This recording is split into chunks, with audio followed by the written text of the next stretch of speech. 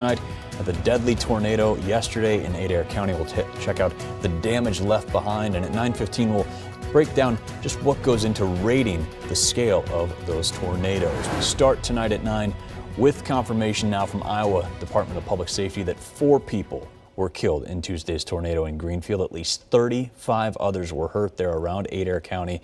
They say the number of people hurt is probably higher. 35 is just how many were treated at alternate care sites that they were keeping tabs on. The Adams County Sheriff's Office also says a woman there was killed on Tuesday when a tornado picked up her vehicle. National Weather Service giving that Greenfield tornado an initial rating of EF3. They do say that can be upgraded once they are totally through with their survey. And again, we'll get a breakdown in about 15 minutes of just how that survey process works. A lot of people hurt in Greenfield, as we told you earlier today, had to be triaged at a lumber yard because the local hospital was hit in the storm. Greenfield's also part of the Nottoway School District out there in western Iowa. They got a waiver today to end their school year a week early because of everything everyone is dealing with there. Wednesday, of course, the first day for people there to try and move forward, or at least really start picking up the pieces, maybe just get some semblance of what they have to deal with in the days and weeks ahead. Iowa's News Now reporter Skylar Tallal starts our team coverage tonight, getting us a closer look at the damage and the stories of survivors in Adair County. It's somber here in Greenfield following the devastating tornado that ripped through on Tuesday. The town of roughly 2,000 Iowans are now searching through the rubble, trying to salvage what little they can find of their belongings. We've already done so well. I mean, this community has already done so well at just cleaning up the streets and getting to work on rebuilding. What started as a normal day quickly turned into a nightmare for Cooper Brown and his family. He, his wife, and 3-year-old had to seek protection in their basement, hiding directly under the stairs. I think right now it's a lot more just still in shock. I think just like everybody else, I think it'll take, a couple of days for it to really set in. While Cooper's family is safe, their home directly in the tornado's path is gone, leaving only its foundation. Yeah, my home's gone. That's my house.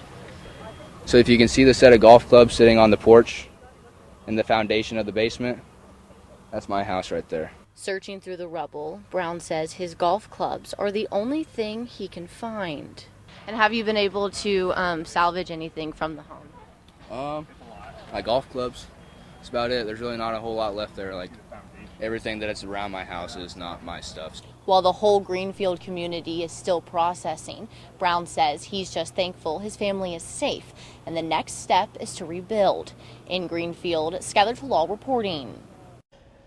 Governor Reynolds also there in Greenfield today touring the devastation. She says the state's full resources are available to everybody in town. Authorities still keeping volunteers, as of today at least, out of the area just to make sure they could account for all the victims, all the survivors as well. Reynolds drew a parallel to what she saw this morning to what she saw just last month in Potawatomi County.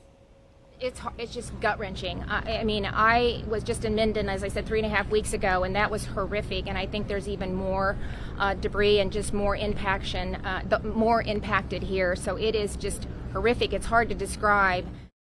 There are a few relief funds set up to help folks in Greenfield. That includes the Greater Greenfield Community Fund. You can go to that link there on your screen, greenfieldiafoundation.org. Label your donation as Tornado Recovery if you'd like to help out in the recovery efforts. Governor Reynolds also making proclamations of disaster emergencies late this afternoon for 17 more counties in Iowa. You see the map there. That is now 32 total since yesterday, so that makes up about a third of the state, including a few more, as you see there in eastern Iowa. Those counties can now start applying, and people in those counties can start applying for grants to help cover the cost of recovery. Reynolds said earlier today she was going to ask the White House for a federal disaster declaration. We now know she will join a FEMA administrator on a tour of the damage there in Greenfield Thursday. That is a sign a presidential disaster declaration could be coming. At least half a dozen wind turbines destroyed after a couple tornadoes tear through them in Adams and Adair County on Tuesday. A spokesperson from Mid-American Energy says the damage, some of it you're seeing right there, is unprecedented, the worst they've seen in 20 years of operating those turbines. Crews are still inspecting the 2 wind farms that were hit before they start any of those turbines back up again. No timeline on that as far as we know. Sensors on those turbines reported winds stronger than 100 miles per hour yesterday before they lost communication. Now, fortunately for us on this side of the state, damage overall not nearly as widespread, not nearly as devastating as what we saw in western Iowa.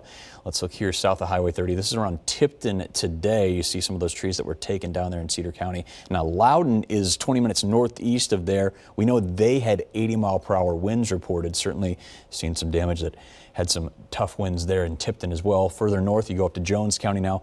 Cattle shed there near Monmouth loses its roof, some of its walls as well. The owner actually told our crew there today they had just rebuilt that shed as well, and you see the cows moving around pretty freely there on a Wednesday. And then you take a look at a farm near Oxford Junction, staying in Jones County, another cattle shed that gets blown over. You see plenty of debris around there too, the bending of the roof right there.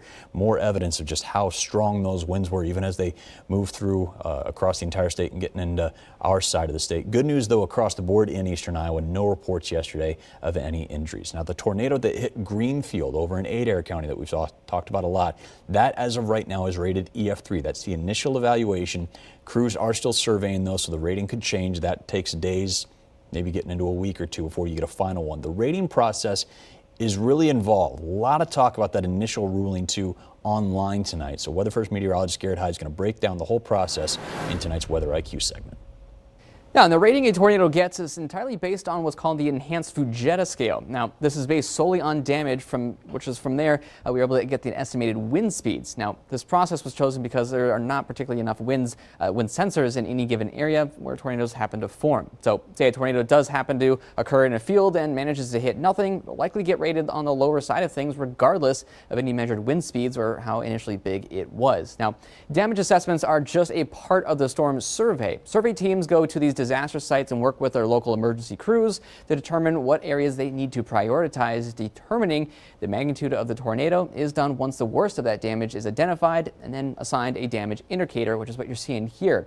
These damage indicators are then broken up into 28 different categories, such as family homes, schools, farm buildings, and even trees, to name just a few. But from there, each of these indicators are then broken up into categories that then correlate their wind speeds to their expected degree of damage. Of course, this is all based on research that has been done by industry experts over many, many years. Now, from there, these estimated winds will then dictate what that rating of the tornado will eventually be. Now, when the damage is extensive, such as like what we've been seeing out in Greenfield, a thorough damage assessment can take a while for just one tornado, let alone multiple tornadoes across an entire state, meaning it's likely going to take a few more days, if not weeks, to get the full picture of what happened. Now, the Weather Service put out their initial idea of the rating based on the damage they were able to get to throughout the day on Wednesday, but it is still just a preliminary rating and may change once all of the damage is surveyed.